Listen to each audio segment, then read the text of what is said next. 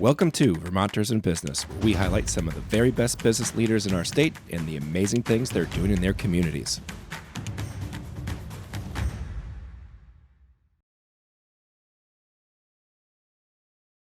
People of Vermont, welcome to Vermonters in Business, where our mission is to highlight the businesses and business leaders in our state that are doing incredible things in their work and in their communities.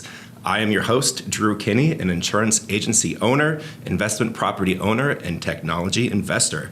Joining me as always is Travis Spencer. He is a serial entrepreneur, a local business enthusiast, shop local all day, every day, and of course, king of the hot take. Travis, how are we doing today? Doing great. Looking forward to another wonderful interview. Love to see it. So today I'm pretty excited. We've got a great guest here. It's also a passion of one of ours, and probably both of us can agree. Yes, 100%. And of course, we're talking about beer here. So we have Heather Kraemer of Kraemer & Kin Brewery. Heather, how are we doing today? I'm doing great. Happy to be here. Awesome. So Heather is one of the three owners of the brewery, along with your brother and sister-in-law, right? Right. Yep. And now I can relate to that because I also work with my brother, so it's kind of it's tricky at times, but for the most part, everybody does their role and it works out great. Yeah. So Heather, you focus on the service operations and marketing side of the business, but like all of us business owners, we wear a million hats along the way, right? Absolutely. Yep. It changes every day. One day you're making huge decisions. Next day you're the janitor. I can totally get it, Constant juggle. So the brewery itself was founded and established in 2019 and launched in 2020. And since then, you guys have expanded twice. True story. Yes. We first started the brewery in Levi and Christie's garage, 20 by 30 space. That's awesome. We're very grateful to be in a larger production space now, where we don't have to move pieces of equipment to use other pieces of equipment. Yep. It's a little bit of a game of mouse. When we were back in the garage. We were there for 2 years. Wow. And then last spring, just moved into our current location at the Alburgh Golf Links in Alburgh. Which is a beautiful spot. It is a beautiful spot. Yeah, it's great. Yeah. It's great. It's huge. But that is awesome. What a success story. I mean, I feel like, you envision like, you'll have those memories of working in that garage space, but then, as you kind of keep growing and getting bigger and expanding, I mean, it's going to be like a cool story to have that you guys can continue to share. And it'll be like back when they show the pictures of Jeff Bezos in his little garage, Like a garage band. Yes, exactly. Exploded. Yeah, true story. There's, I still think about the garage a lot. Yeah. And there's many moments where I miss that simplicity in some ways. Yep. Of just Levi and Christy are rolling out of bed and work is right there, Right. And I was Exactly. living upstairs in their mother-in-law apartment Yeah. at the time, and I'm rolling out of bed. I can hear the different pieces of equipment Yep. running throughout the night, and Yep. was living that rhythm, and I hear the chiller go off. I'm like, oh, the chiller, that's a different sound. Yeah. So it's had its own sort of entrepreneurial startup magic, and now we have to commute all of 25 minutes to work. Right. Yeah. Yeah. It's a different vibe, for sure. Yeah. But it's good. The growth is amazing. Nice. Well, we forgot to warn you about the F-35s that launch off occasionally. The good news is the microphones can't pick them up. Well, they do a little bit, but we started doing a thing where we like to give out free gifts for our viewers that mention the time in the video of when the F-35s go off. So F-35 warning. This time we will try to hook you up, as long as you're of age, with a 4-pack of beer from Kraemer & Kin. Yeah. I think that's a good giveaway. So the first person to comment on when the F-35s went off in the exact timestamp, we'll figure out how to make it happen. Employees excluded, unfortunately. Employees excluded. All right. So the next kind of thing on our list helps everybody and all of our listeners and watchers get a feel for you as a Vermonter. We call it our Vermont Hot Seat Questions. Heather, are you ready for the Vermonter Hot Seat? I'm ready. All right. So first questions. What are you having with your maple syrup? Pancakes or waffles? Either, but I would take waffles given the choice. All right. I love it. Yeah. Waffles is the leader in the Dominating, clubhouse. Yeah. dominating, yep. A perfect day for you. Is it a winter day at the mountain or a summer day at the lake? Oh, gosh. It's both. We're highly seasonal business and highly seasonal humans. Yep. So I can appreciate both in their own way. But I am of the winter. come love from it. the winter, so I do love a frozen lake and Yeah. some cross-country skiing. We needed a vote for the winter, so Yeah. that's Yeah. good. This is good. Yeah, it's a Colder good the balance. better. All right, so it's your birthday dinner, and you can go anywhere in the state. Where are you going? Gosh, we stay pretty busy, so just going out to a different location is a gift Yes. in itself. Happy birthday. But I must say, I always enjoy myself at Hen of the Wood. Yep. It's a delicious spot. Beautiful, yeah, beautiful everything. Cool. It's always great. Great answer. And then hot summer day, what is your creamy order? Ooh, I like a maple chocolate twist. All right. Oh, nice. Yep. Any spot in particular? Well, I hit Harborside Market up in North Hero. Yeah. They're right Close there. by, sure. Yep, so it's super easy swinging for me, and they get most of my creamy business. Otherwise, I'm hitting up Seb's too. Yep. I'm on islands most of the time. Yep. So those are my two locals. Yep. Those are great answers. All right, so that's what we have for the Vermont Hot Seat Questions. So from here, I'll turn it over to Travis, and we'll dive into some of the brewery business stuff. Thank you, Drew. You talked about this a little bit, but how did Kraemer and King get started? What's the genesis of all of it? Yeah, the magic begins probably around 11 years ago. Levi Christie and Levi and I have a younger brother as well, Brennan. He lives in Alaska, but he was living down here for a couple of years, and they decided to plant a hop yard. Okay. Passion, and for fun, for no other reason except for exploration, really. And the hop yard became this kind of magic agriculture experiment project, and started bringing our families together every fall for harvest. And so this is its 11th year in operation. It's still activated, and that's really where the brewery comes from. Levi started home brewing with the hops that we were growing. Nice. And with the families, like, we would come together and we'd camp out on, like, in North Hero in this remote piece of land with no Yeah. power, and we Nice. were eating over the campfire off a grill every night. Yep. And Very cool. it was just this magic, super romantic kind of experience that we all looked forward to every year. And it was like immersive family time, but also really engaged. And we're drinking a lot of beer every day. Yeah, 'cause sure. You're picking hops. And we always, and Levi and Christy would always set up like some sort of sport for us to do. And so, like, one year it's, horseshoes, one year it's volleyball, and there's always cornhole. And so there's always these, like, different engaging activities. Keeps us nice and in competition, which is Yep. great for family members. Yeah. So around the fire, we started chatting. So fireside chats, we're talking about, like, how cool this would be, how interesting. Of course, we're drinking, like, a keg of Levi's homebrew every day. Yep. I wish I was exaggerating. There was a lot of hands. There was Yeah. a lot of hands helping with the It's hop 5-gallon harvest. kegs, right? Yeah. No big deal. Yeah. Yeah. Working 10-hour days. Yeah. So so that's really where it began, was in conversation and inspired and motivated chats on the fireside. And so that just continued through the years. I was still living in Alaska at that time, and we were just continuing to get together and chat, and so we made it happen. It probably took about 6 or 7 years of Yep. conversation, Right. and, like, hey, this is interesting. Hey, like, Yeah. let's keep thinking about this. And and then we, in 19, established the brewery, and in early 2020, in January, brewed our first batch, Black IPA, Yep. which holds the insignia of the cardinal on its label. One of my favorite beers That's still, cool. and in our iconic Vermont style. It was Yep. invented Yes. here in Vermont. Yep. So, so that's kind of our origins. We're pretty bootstrap, I would say, pretty grassroots situation. We started out of our own pockets fiscally, and are just, like, leaning in full on now. So in regards to the hop growing, because I'm Yeah. always interested in growing hops, pole, trellis, like how do you start that whole process? Yeah, historically there's a lot of ways to grow hops, Yep. but it's almost all vertical. Yep. And so I think there's some different stuff happening in the industry now, where there's, like, dwarf varieties and that Yep. kind of thing. However, yes, this particular hop yard, North Hero Hops and Agriculture, is about poles are 24 feet, but they're sunk in the ground. So they're about 20 to 22 foot poles. They're trellised by a wire up top.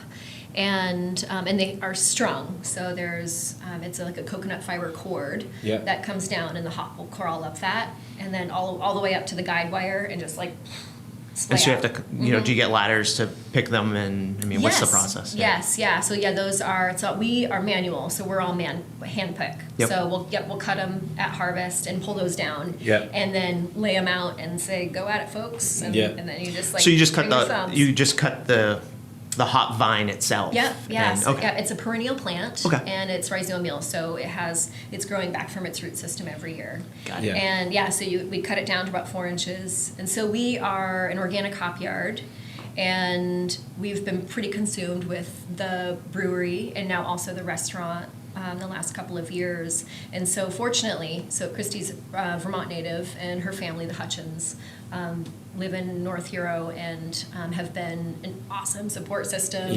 They're out there mowing the yard and helping train plants. And so without them, the last couple of years of the hop yard would be a completely different scenario. But it's such a cool, hardy, interesting plant. But it's also susceptible to mildew pressures and stuff. So it's like we'll trim about 4 feet up, trim all the leaves, and like keep the grass down and weeds down around it. I know. So it stays dry. Back in the day, Vermont was like one of the largest producer of hops. I mean, this is like 100 years ago, and then they all got wiped out due to some disease that kind of came through, and then prohibition and all that. Right. And we moved on to another thing, but it's been fun to see all these people that are starting to grow them again in the area. I mean, there's definitely a demand with the craft beer scene. Yeah. So you talked about the black IPA, which leads me to my next question. How did you come up with all the different varieties? I mean, you guys are very unique in the types of beer that you're making compared to a lot of the other breweries around. How did you come up with that? It's a great question. Well, we all love beer. And we all love the natural world. And so sometimes the ingredient shows us the way, and sometimes style. And Levi is a phenomenal brewer and really specializes in traditional styling, but then adding like this like Kraemer twist, which might be how do you put Tulsi basil into a wheat beer and have it be incredibly refreshing, palatable, with a light earthiness, but not vegetal. So it's just we identify styles we like, and then sometimes we find ingredients in the natural world or agricultural products that are grown in our communities and fuse them. Sometimes the like the wild crafted item chaga might come first, and it's like, okay, where does this go? What beer can both showcase these properties but also have legs of its own?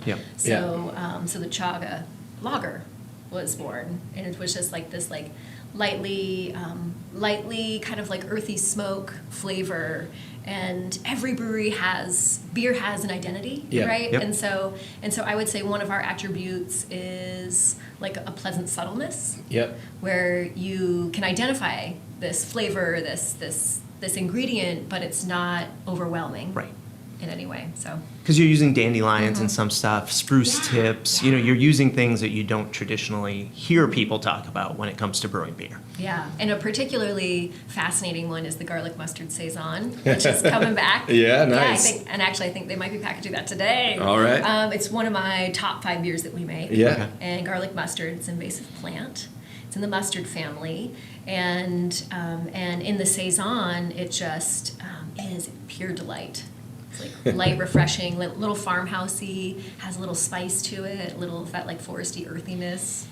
I'm very excited. Nice. Props to Levi. He's bold. I like it. Absolutely. And I think that really speaks to like our ethos. This beer, like all of our beers, but like this beer in particular, is we're taking an invasive plant that's harmful to the natural world.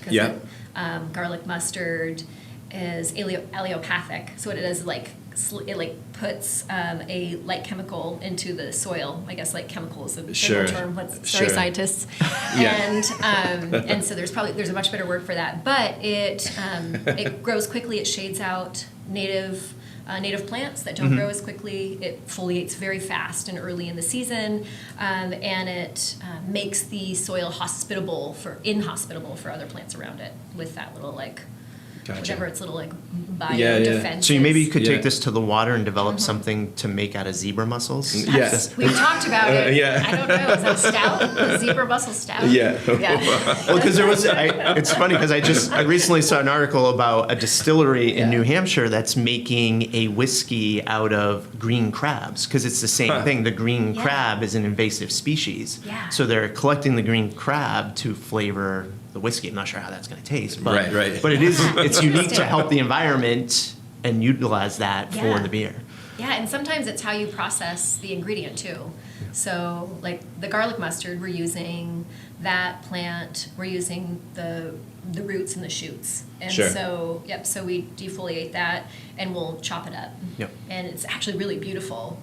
And it has, when you get it when it's younger, it's not woody or bitter. It's more like earthy kind of garlic spice.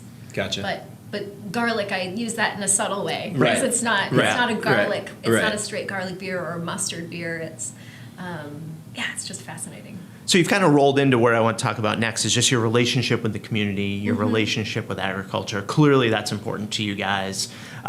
Is the community embracing this? I mean, you're getting out there and you're getting positive feedback from folks up in the islands? Yeah, absolutely. We are the folks that come see us in general on a regular basis that are our ever expanding kin, as I say. It's Yeah. like we're the Kraemer part of that, and everyone else is kin that Yeah. comes and sees what we're doing and says this is really cool, or I like your space, or Yeah. the beer's fantastic. So yes, there's folks that are interested in these botanical beers, because they are very unique, but also in the agricultural piece, is we're trying to pull as much of our produce from our localized farmers, especially within the Champlain Islands. Yep. It's really an agricultural hotbed, It is, and yeah. there's so many beautiful things Yeah. that are grown in the Champlain Islands, in Vermont, in our area and region in general. And so we hope that we can set an example that it's possible to be pulling as much as you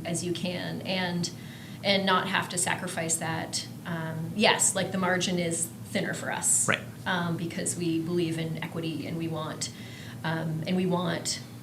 those local food systems to be supported, and we're friends with all these farmers, Right. Yeah. And, Right. and they're just such good people, and they work so hard. And so we come from farmers. Levi and I come from dairy farmers, and Christy comes from beef farmers, and so it's just we know, we have knowledge of the culture, whereas we don't spend a lot of time farming right now ourselves. We have hops, we have herbs, we have flowers, we have some small gardens that we're able to keep through the busyness. But it's ever expanding, and that's the cool thing. Is we're looking forward to getting into some grains, and getting into a lot of perennials, and really growing for our beer. Yeah. And that's the end goal. We're only 3.5 years in here, Right. And so it's just the tip of the iceberg, really. Yeah. So you hit a nerve for me, dairy farming. Was it in Alaska, or is that where That was actually in Minnesota. Oh, in Minnesota. Yeah, Okay. yeah. Holsteins? Yeah. It was Holsteins, yeah. I grew up on a dairy farm Yeah. in Maine, so I like to talk dairy Yeah. farms. Yeah. Yeah, and unfortunately, we didn't get out and visit them a whole lot because Yeah. we were pretty far away. Okay. But my grandparents built a dairy farm pretty much from the ground up. Nice. Yeah, and would add a new section of the farm every 5 years, and had all Yeah. this fiscal management piece, and which I understand a lot more as an entrepreneur now, and Right. Right.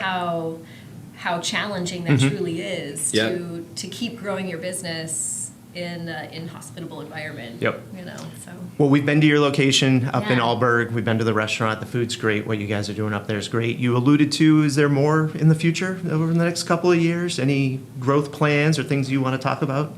yeah, absolutely. We are in active evolution. I feel like that's part of our personality as a business and as humans, is that we're always striving to improve and evolve. for the business, for ourselves, for our team. We're now I just counted this morning doing some time card work, and we have 20 staff members. Wow. And I was surprised at that number. Yeah. I should know that right off the top Yeah. of my head, right? But how cool that is that we can provide an environment in which people want to be a part of. Yep. That's super important, and culture just is everything. Culture is everything, and that will help us grow in a meaningful and thoughtful way. And so yes, we are looking to expand on the property that we're on. Yep. And really, we have like this whole recreational piece that we are looking forward to introducing, like walking trails and some outdoor additional sports stuff, and continuing to expand our beer and beer education, and also workshops, and getting into more like, tree science and Sure. planting tons of stuff. Lots of perennials in particular, and who knows, there could be community gardens in the future, and things that help connect people back to the land and to soil and to each other. I think the curation of gathering and belonging is really important, and something that we all really saw during like the last couple of years. Yeah, for sure. How much value that brings to ourselves and to those around us. So that's something that we can expand on and provide. And So there's a lot of local expansion. From a distribution standpoint, do you see the beer distribution getting larger, or you want to keep it, more of a manageable, smaller operation and focus on the on-site stuff more? yeah, it'll always be on site. However, we will definitely always be considerate of expansion and getting our beer out there a little bit farther. Yep. It'd be nice to be able to supply the folks just within Vermont that are Right. asking. Right. And there's quite a few. We get contacted at least once a week about, hey, can I put you on draft? Hey, can I put you on our shelves? And we're like, ooh, we wish. Yep. So we would love to be able to do that. So we will definitely continue to expand distribution and production. We've been able to expand our production twice in the last 3 years. Once while we were in the garage, we doubled capacity, and then now in our new space, we again doubled our capacity by adding 2 additional 7-barrel fermenters. Nice. Very cool. So today, Levi and crew are in the brewery doing a triple canning run. Wow. Our first triple. Yeah. And so my heart's with them. But I'm also happy to be here with you. Yeah. So it's really exciting. I think that there's a balance between growth and keeping it thoughtful, so that we make sure that we're doing it in the right way that feels good, that protects our products, and that hopefully folks can still garner some of our ethos Right. with that. And so we're not necessarily looking to paint the town, Right. but we would love to provide a smattering. Yeah. Nice. Yeah.